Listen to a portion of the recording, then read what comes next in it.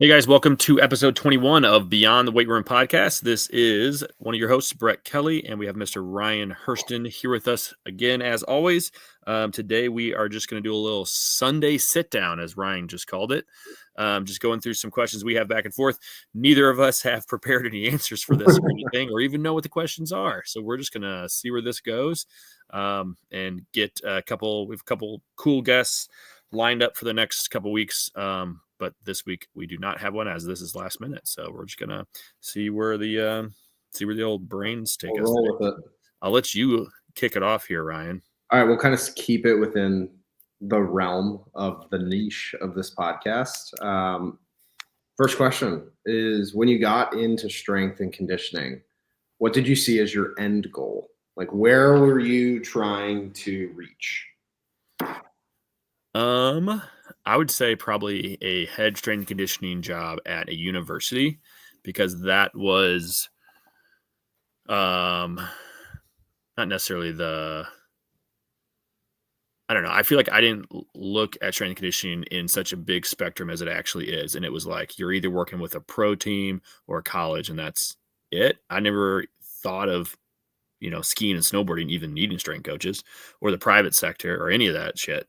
So for me, it was kind of always, for whatever reason, I always visualized myself as being like a head strength coach for a university. Part of that is, again, probably because I went to University of Missouri, and the strength coaches I knew were head strength coaches for University of Missouri. And then obviously that switched when I got into baseball, and, I had that potential of being a major league strength coach as well. That shifted more or less later in life because of the whole family dynamic and wanting to spend more time with, I didn't have a family yet, but I was getting married and wanted to have one. So the private sector obviously is where I'm at now. And now I'm in a general manager role and coaching a little bit. But if you would have told me I was, basically doing sales and general managing stuff 10 years ago, I would have thought that like I failed at my career. But, for what I'm doing on a day-to-day life, I feel very much the opposite now. But how about you? I think I wanted to get into baseball. I think that was always one of the goals. When I was 18 and was an intern at a gym in Baltimore, I told myself I'd give it 10 years to see where I was at and go from there. So I guess 10 years, I would have been 28. That was my, I guess, first going into second year of being in baseball. I think it shifted away from being like the head strength and conditioning coach at the major league level, more towards like a coordinator. And I think that's still where I'm at right now. I, like you, like pretty much everybody else that gets into it, thinks working with, higher level athletes, collegiate athletes, professional athletes. And sometimes you realize like that's good, but there's a lot of sacrifice that comes with it. Like you moved out of the sector for, family reasons. I'm trying to shift that up right now and move to a different part of the industry within professional sports. So it's more, what's the word I'm looking for? Like it's more suitable for family life. I think that's one of the reasons private sector can be so appealing, right? Like if you work for a company within the private sector, you can follow a little bit more of a traditional schedule. Or if you do your own work, right? Like you really create your own schedule, and that would be through immersion of, online or in person, even training, 30 to 40 clients a week can be pretty lucrative depending on your clientele. I know you did some of that. I've done some of that.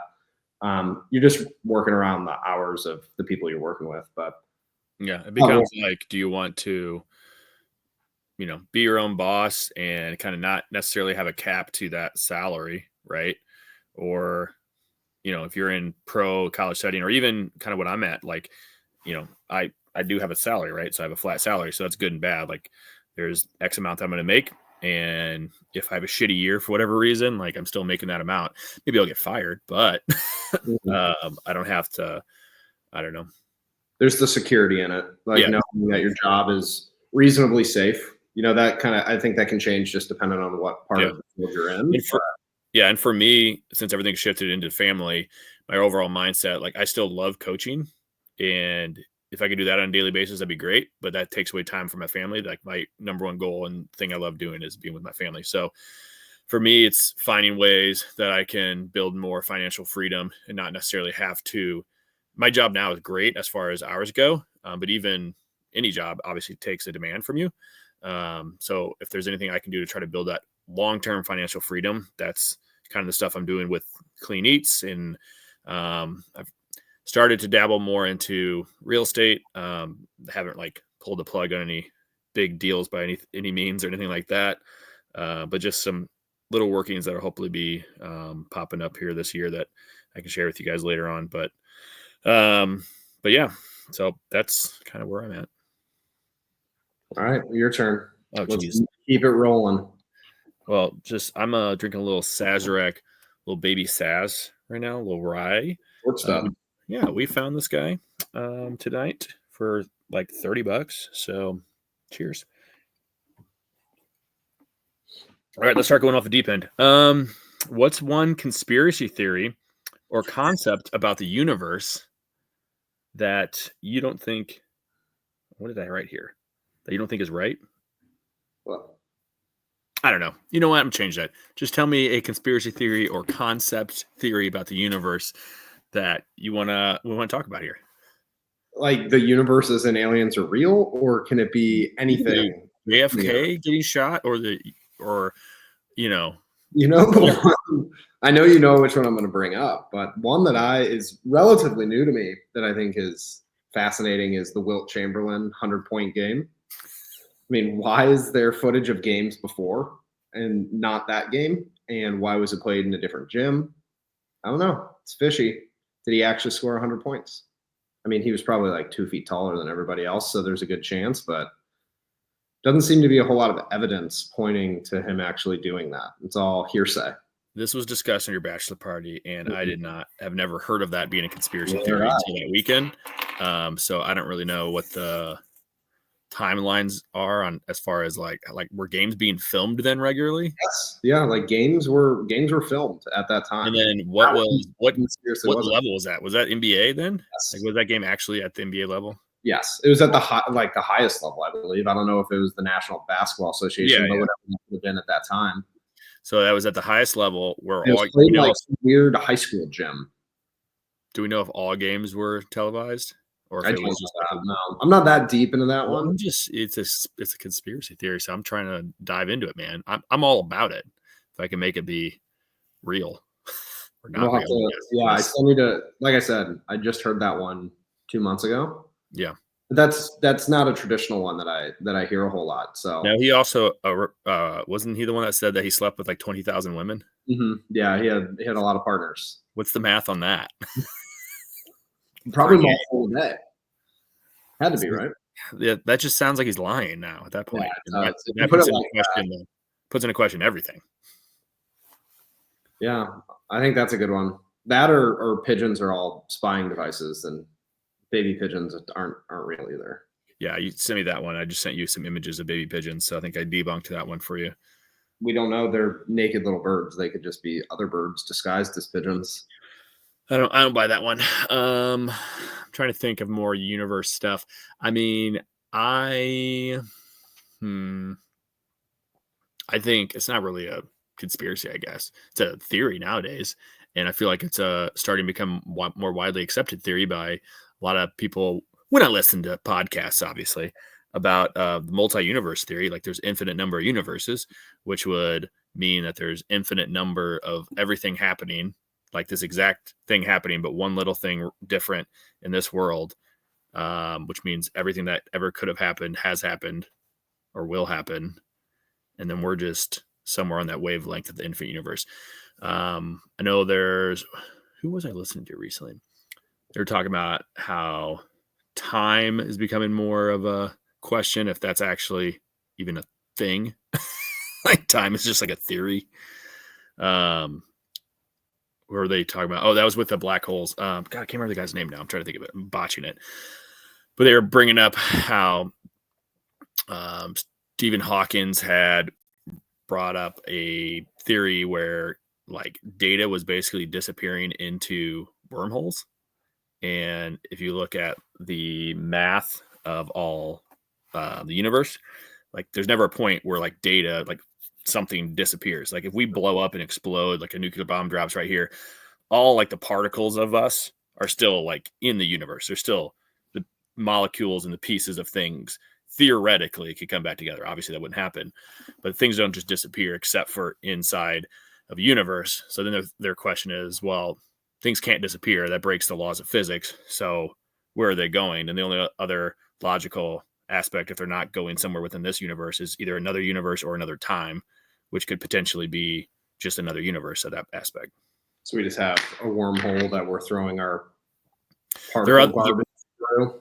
Yeah, their other idea was that there is time, and it's going to the end of time, which we'll eventually get to. Obviously, we won't, but the circle of life. Well, dude, yeah, they already think that the Big Bang was not like the start. It was just a huge event that expanded our universe, and now our universe is expanding faster. It doesn't, things normally explode and are slowing down. Our shit's still speeding up. So like, what the fuck's going to happen? What do they think it is if it wasn't the Big Bang? That started everything? Mm-hmm. Oh, nobody fucking knows. I'm just saying, like, it's probably more likely there had to be something before the Big Bang. Like, what the fuck made that one atom or made that thing that blew up? Yeah, there's some weird like oddities. Like I recently looked at a picture of like human brain neurons firing and how closely that looks like solar systems connected. Have you ever seen pictures of that? Oh yeah. Yeah, we're probably just on the back of a turtle shell somewhere, man. But I agree. There's probably infinite or way more than we think. Universes. Universi. I don't think that's plural of universe. We're all out there. Origin of simulation. That's probably the easier solution, honestly. Which makes the most sense. The firmament, like we're under a dome. Yeah. I don't think we're under a dome. We're not flat earthers here. At least I'm not. I don't know about you. No, I'm not. But why are all the pictures that we have of Earth flat? Oh, I think that's called how light reflects off of things. It's physics. All right. Next one. This one can kind of relate, just depending on, I guess, like alternate universe. If you could be any age for the rest of your life, what age would it be? So does that mean like the same, like whatever was happening in my life at that age? You're at that age. Yeah, you don't change.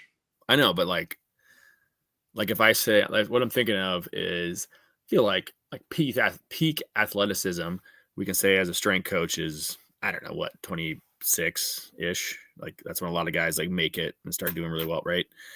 So if I'm 26, I'm probably gonna feel the best. 25.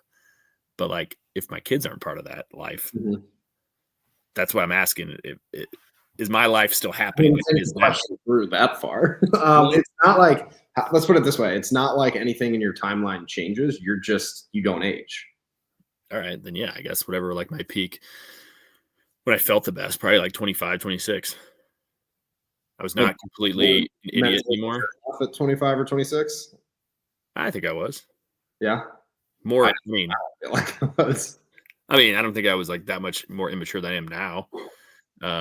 I think if you start going like below that, then yeah. Okay. That's all I got. You. Yeah. This one, there's not a whole lot to read into. No. Come on, man. I asked you about conspiracy theories and shit. Cool. When I texted you that we were going to do questions, one thing you said was to talk about Bitcoin, which we are both invested in. Thank God. What's it at right now? 100,000? It's probably around there. Hit 103,000. That was the biggest for a while. Dude, I saw this guy. He reposted a video. He had made a video in 2013. I saw that one as well. Yeah. So, for everybody listening, he was recording himself live when Bitcoin hit $100, and he was like super excited about it, talking. And he recorded himself, and he did the exact same video, like just made it sound the exact same, and same room it looked like, and computer of when Bitcoin hit 100,000 too, which is wild. You know what's funny? I hear a lot of people talk about Bitcoin just like they talk about them getting hurt as an athlete and like, oh, I would have gone D1, but I had that bad injury. It's like, oh, I had Bitcoin at $1 a share, and then I bought pizza with it. 2014, my roommate was mining Bitcoin in her house in Soulard. Yeah. And we were like, what the fuck are you doing?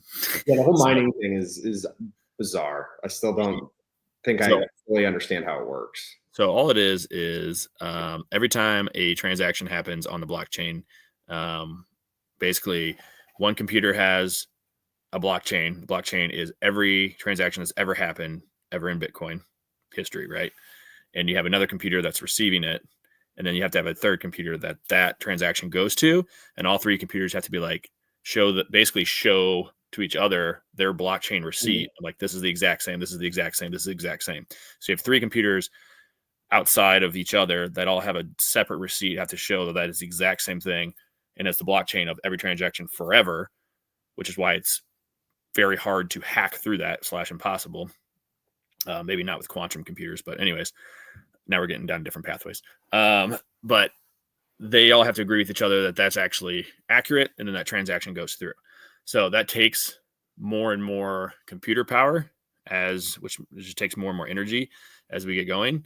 Um, so when we were, I guess 2014, it was what, like $100, something like that, $150 a Bitcoin. It was a lot smaller, a lot less transactions. So at that point, you would get paid in Bitcoin to basically offer your computer to quote Ah, unquote mine it. You're giving the power of the computer to run those equations and basically having the computers agree that this all made sense with each other and have transactions go through it.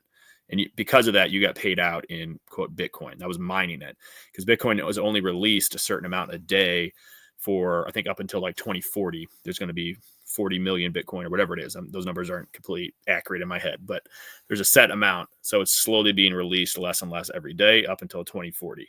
There's a finite number of Bitcoin. So earlier on, if you would approve a transaction, you would get a bigger percentage of Bitcoin. Now it's like fractions and you need a shitload more energy. So there's actually like Bitcoin mining farms now where it's becoming an issue in the fact that it's using a lot of energy because basically every time transaction happens, it's more and more energy is needed to approve it. And that's only going to get harder and harder. So we need more and more space for that, which is wild. So, which leads me to another road of quantum computers. I was gonna say, where do you think Bitcoin's gonna top out, or is it gonna top out? I don't know. The reason I got invested in it in the first place was because I think it's something that um, it's not controlled by a government, and it is there's a limit to it. So we know what the ending is. There's a finite amount of it. That being said, like if we knew exactly how much gold there was in the world, like gold has a certain amount worth right now. It goes up and down, blah, blah, blah. If we knew exactly how much there was, then that inflation rate could not crash or go up and down as much, right? So personally, this is something I know it's not a physical thing, and people have issues with that because they're like, I don't have it in my hand like money. But to be honest, most of us don't have our money in our Yeah, hands. It's on a card exactly. anyway. So why does it fucking matter? And that's actually more less safe than using Bitcoin because you're just transacting through that one, U.S. bank or whatever versus like the entire blockchain system.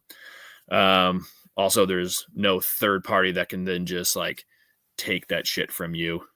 So there has been people that in our own country that have been banned from the banking system for one reason or the other, and they can no longer use banks, which means whatever money they did have just goes to the government. Like when you get arrested or whatever, if you have Bitcoin, like they're I unless you can't give have. it to them, they can't have that shit. It's not owned by the government. It's not owned by anybody.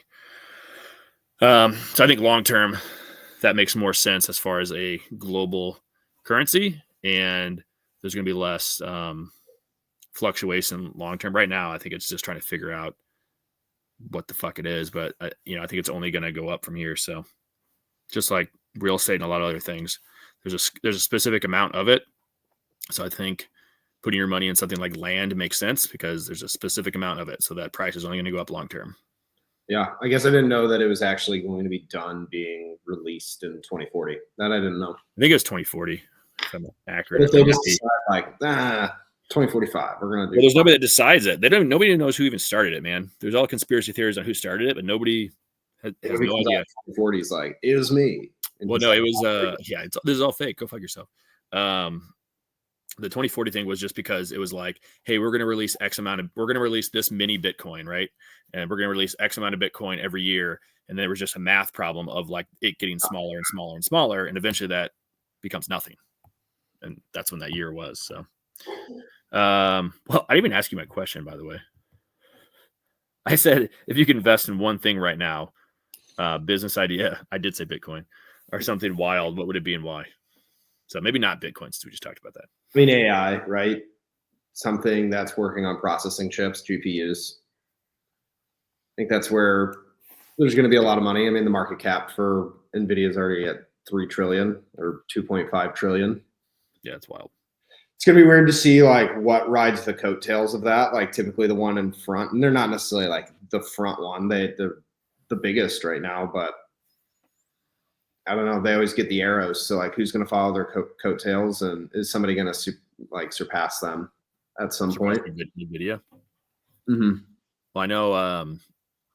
I think Microsoft and Google have built their own nuclear power plants to power their own AI processing plants to basically to make their own chips. Yeah, and that's fucking wild. I think it's so much energy that they have to make their own nuclear power plants.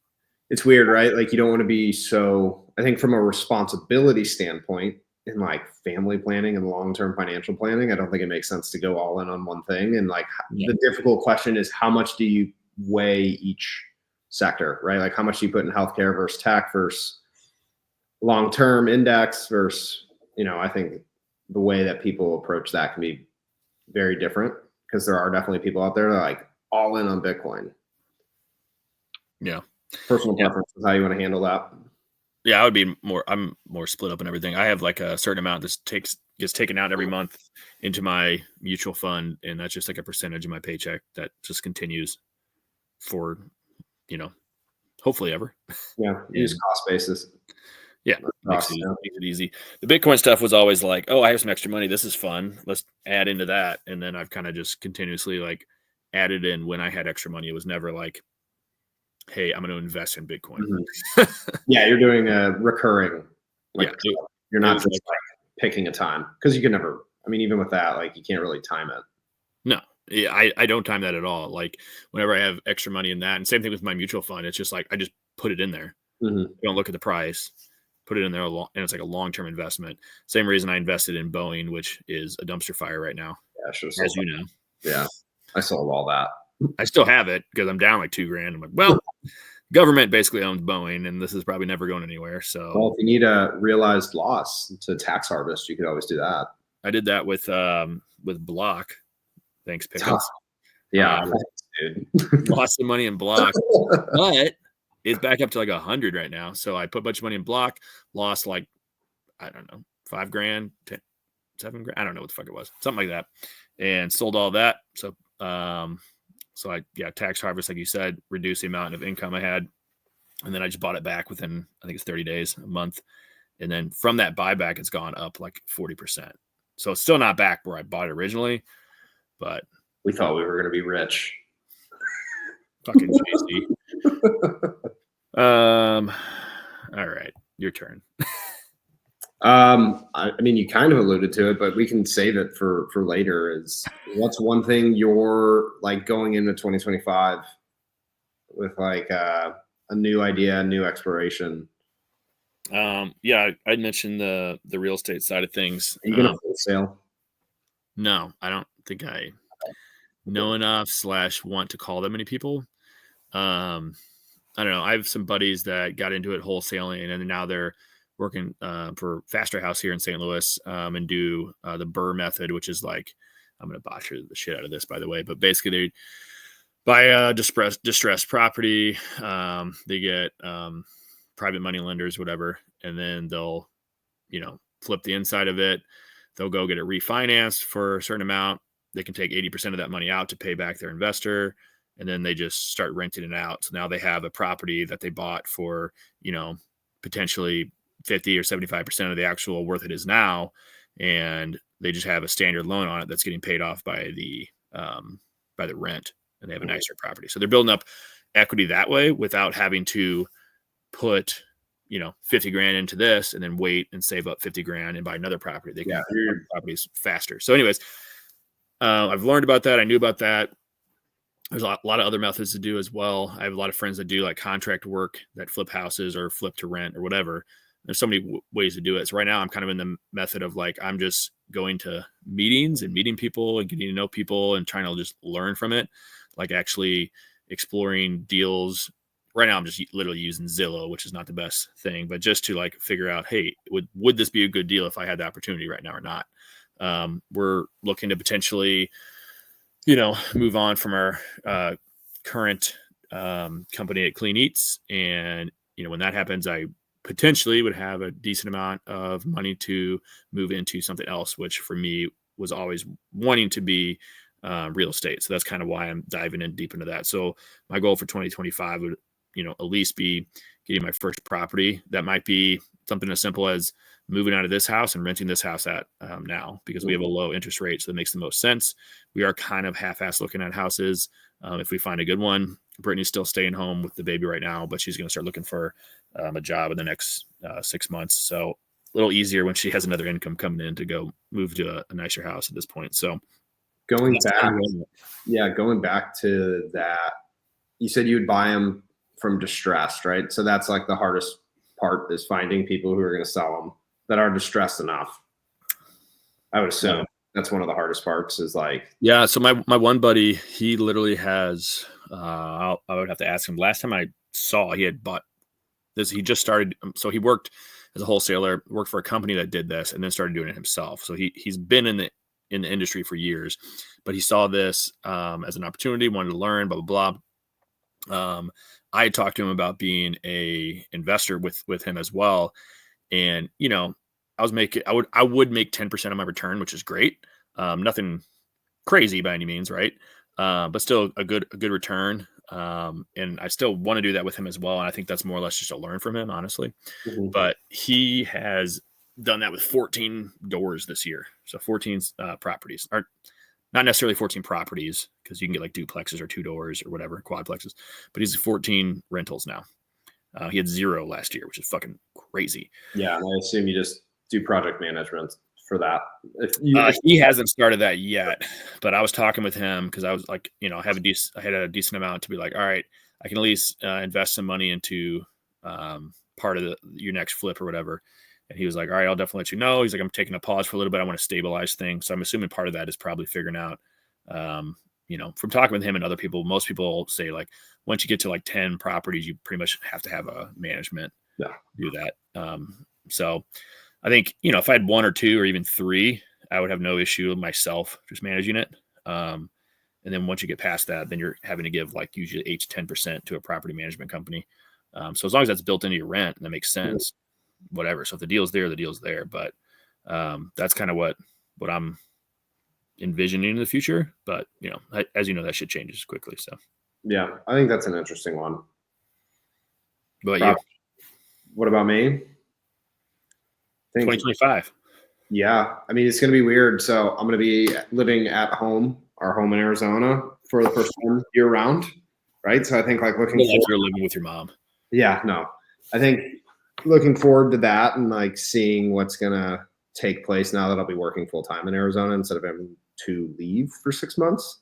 Gonna certainly give me a lot more time here to work on our house. So just learning projects, right? Like I have all the tools for the most part. I know how to do a fair amount, but there's gonna be stuff that I'm gonna push myself to do a little bit more and accrue skills for, if down the line we keep this place and rent it, or, we go down a similar trend line with finding houses and flipping them, or, using them in whatever way. But besides that, I think doing like the online training, just with having more time away from my full-time job, I think it's going to be trying to find teams instead of individuals, instead of finding individuals, then teams. Start from a team approach and trickle down to people that want individual if they do. I think it's all about scalability and how do you make that look for, if you're thinking baseball specific athletes, anybody from 10 to 12 all the way up to college to pro ball. I think just sitting down and actually putting paper to pen on like what that looks like, what would be included in the totality of the programming. How do you even go about finding organizations or coaches? Like, I don't know. I'm going to have to learn that type of stuff. So the internet. Yeah, the internet with Bitcoin. AI and Bitcoin. But I think that's something I want to dive a little bit deeper into because, like you said, there is some back end work, like it's going to take our front end work to get everything set up for that. But once you have it set up to a place where you like it, you can tweak it as you go. But the point is to be relatively passive. Like, yeah, there's going to be some involvement if you have to hop on coaching calls or do programming changes and there's stuff like that. But I think if you build 80 to 90% of it and just have to tweak the final 10 to 15%, like it's a pretty easy way to make supplemental income. Yeah, for sure. Yeah, I still dabble with some online training. I definitely don't push it as much as I used to, but I think part of that is just having my hand in too many other things, and now having 2 children is a lot. Yeah. Nah, it's easy. You'll be good. When are you guys having kids? We got a while. Are you pregnant, Ryan? No, not that I know of. We might be, but not that I know of. Same. I can still medically have children right now, so we don't. Yep, coming soon. Is that your Christmas gift? What, me chopping my balls off? Well, not that, but yeah, essentially that. Or having a kid? No, the balls. No, we haven't talked about that yet. So we're still on the question mark phase. We actually looked at a house a few days ago, and our agent asked us if we were going to have a third, and we were like, I don't think so, but don't know 100%. Haven't closed the door on that yet. And Brittany was like a day late, and she told me later. She's like, I was kind of like, well, all right. Do you want to be outnumbered? Is where it comes down to. I'm already outnumbered. What are you fucking talking about? I have 2 girls plus my wife. Yeah, you're outnumbered, but I'm talking about you and Brittany versus the kids. No, I don't know. It's already a dumpster fire here, man. It doesn't matter at this point. Megan's just laughing over in the corner. It's so great. Brittany's usually down here when I'm doing these, but she went to bed early because she's tired, which is tired weird. Tired of me, probably. All right. What is one moment in your career that you thought to yourself, I was wrong and I don't fucking know anything? Oh, that's a good one. All right. I know there's multiple probably every day for you. One that I was wrong and I don't know anything. I think when you like first experience your first spring training and the craziness that is, or even like when you're on your own at an affiliate and it's like, oh, I actually have to do this by myself for 6 months, 7 months. That can be a humbling experience. Not getting into the University of Denver I applied there back in, 2018 for their master's program in psych. That would have been a terrible decision, but for whatever reason, I wanted to get into that sports psych program and I didn't get in. And that was a very humbling experience as well. I was like, damn, I really must not know what I'm doing. I would say those are up there for me. Yeah. But like, how did those, like getting through those, whether that be having University of Denver tell you suck or getting to the spring training and just like feeling overwhelmed, like how do those experiences help you eventually succeed in your career path? I think there's something, speaking from like the training perspective, I think there's something to be said by learning quickly and through a fire hose. Being thrown, like you can train and read and prepare all you want, but until you're in the situation, like you're never going to know what the situation's like. Just like practice first game. So I think, there's different mentalities to how to approach that. And I've always been just like learn through the fire and you're going to be okay at the end of the day. It's not life or death. And our jobs aren't that serious. Even though they feel very serious when you feel like an idiot and you don't know if you're doing the right stuff. So for that one, I think that one's relatively easy. I think personality type plays into it, like just being very direct and learning and trying to get through that and know that it's going to be uncomfortable because it is uncomfortable. As far as like getting rejected, again, I think there's like, I think it's allowable to have time to like pout as long as that doesn't last too long, or you can be sad or whatever. Like, I think that's a natural part of grieving, if you want to call it that, but then using it in a way that's productive. And when you first start to do that, it might not feel like you're using it in a way to be productive, or you might feel unsure about it because you just got rocked a little bit. But as long as you can like like that's when I first started doing my personal training business, was when I didn't get into Denver. So I was back in St. Louis working at a boutique gym. I had been a part-time trainer with Exos on the corporate side at the time. Did you have the mic? Did you have the mic? I did. I had one of the mics. Can you give us a little Ryan, like 6 a.m. cycling? Oh no, it was like, here, I'll tell you the first day. The first day at this job was, so it was like Versa climbers, treadmills, dumbbells up to like 30 pounds, TRX. And it was like, all right, you're going to do 10 minutes on the Versa, 10 minutes on the treadmill, 10 minutes on the floor, like 15, 15, 15, whatever. First day I show up, nobody gave me keys, and I was the 5 o'clock shift. So nobody gave me keys to get into the gym. So people are showing up. They don't know who I am because I'm the new guy. They're trying to get in for their class, and I was like, I don't have keys. So I had to call the owner. I'm sure he loved getting a call at like 4:50 in the morning. And then so got in, probably started 20, 30 minutes late. Didn't know how to use the microphone. Nobody had taught me how to use the microphone or the feed and like turn it up or down on the volume and equalizer. So every time I talked, it just screeched really, really loud. So just threw the mic off and just yelled for the first class.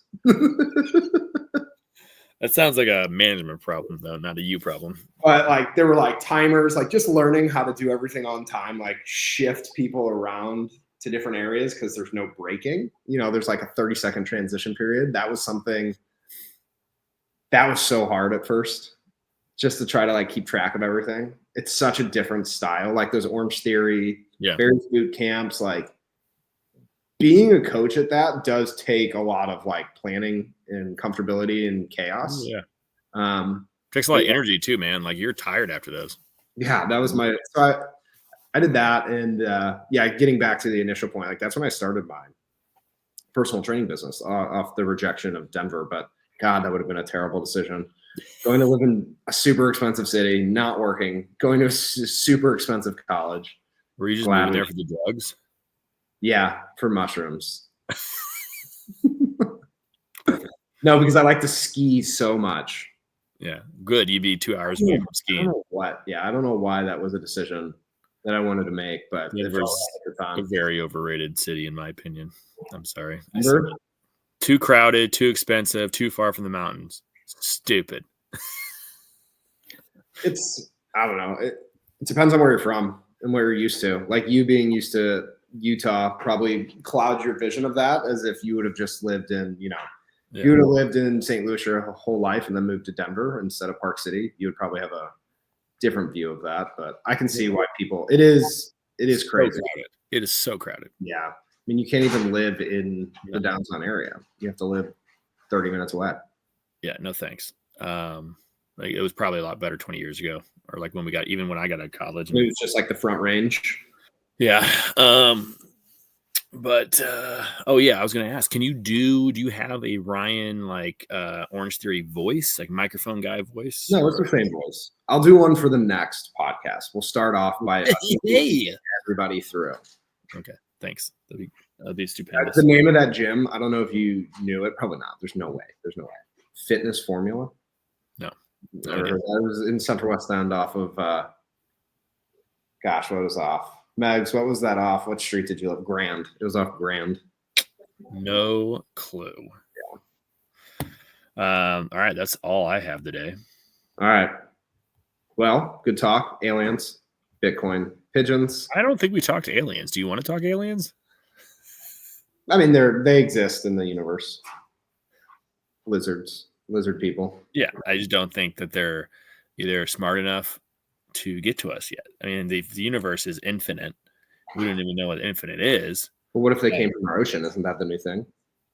What? Yeah, aliens were from our ocean. All right. I'll look that up when we're done. No, I want you to tell me what you know about it right now. I don't know much. I just watch on social media, but there was a whole debriefing where I think they said that they come from the ocean. Oh, so like UFOs. Yes. But well, those aren't necessarily aliens. We just don't know. Who would be flying them? China? We don't. Like all we know and all those debriefings have been that there's unidentified flying objects, and people are like, "Oh, those are aliens," Yeah. which obviously I hope is.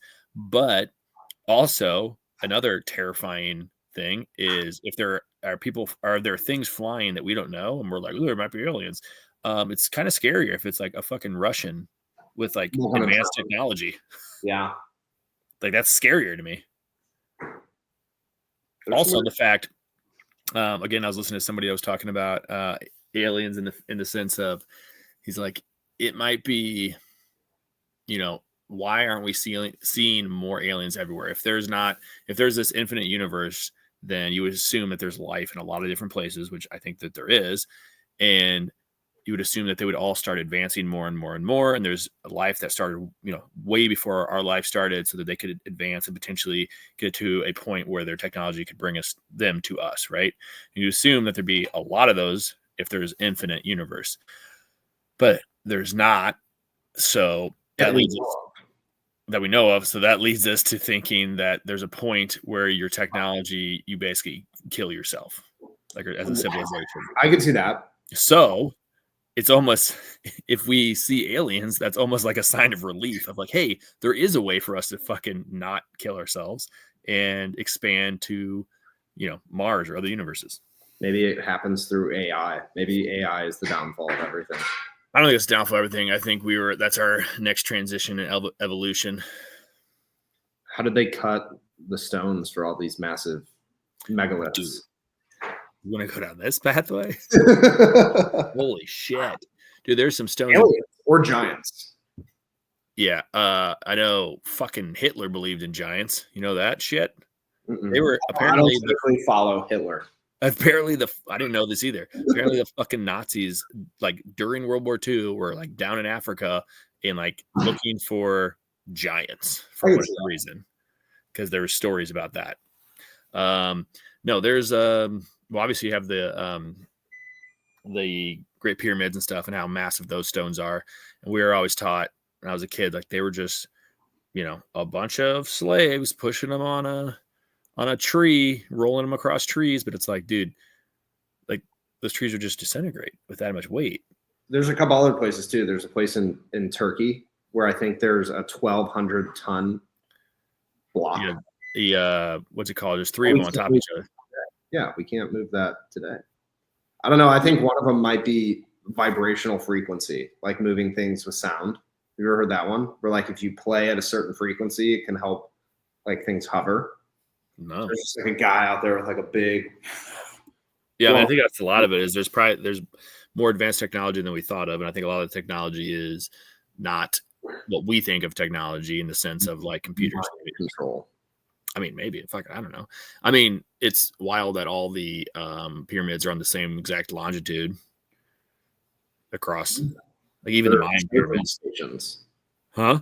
I've heard that they're charging stations for people's spaceships. Maybe, Ryan. Maybe. But yeah, no, those one. I know we were talking about. I can't think of the name of the stones now.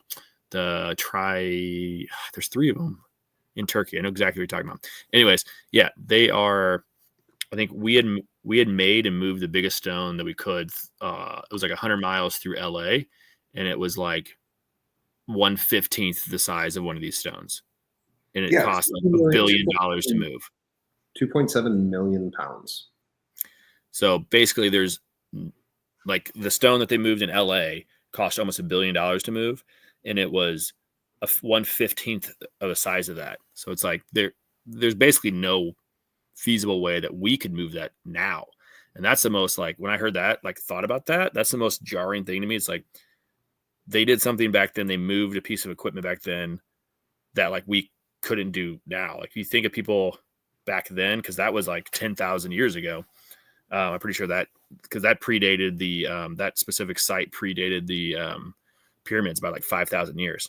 So that was like 10,000 years ago. And we think people are just have like sticks and rocks and live in caves. It's like they moved shit that we couldn't move today. Are you fucking kidding me? Yeah, there's something. I think there's something to be said for like not culture, but like civilization destroying itself and then having to restart. Yeah, I think there were civilizations that were way more advanced than we ever thought of that we just lost everything from.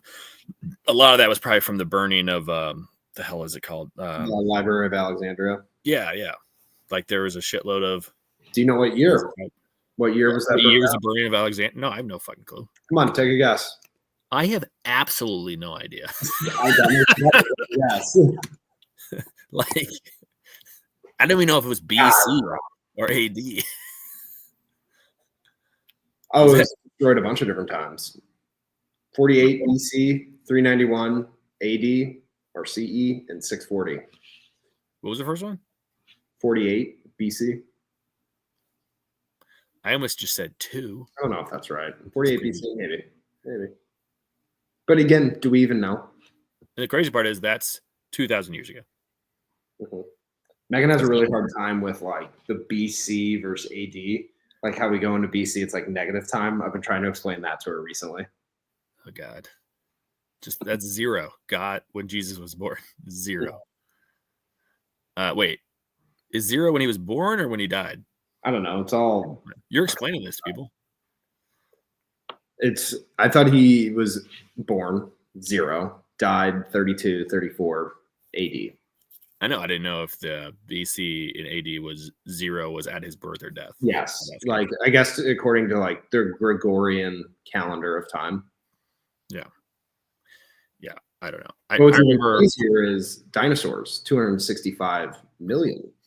I remember when I was in Ireland, we stopped off on the way back at some like, there was just a bunch of stones there. They found a bunch of like bones, and they just think it was like a place where people used to like worship and had burial grounds and all this kind of stuff.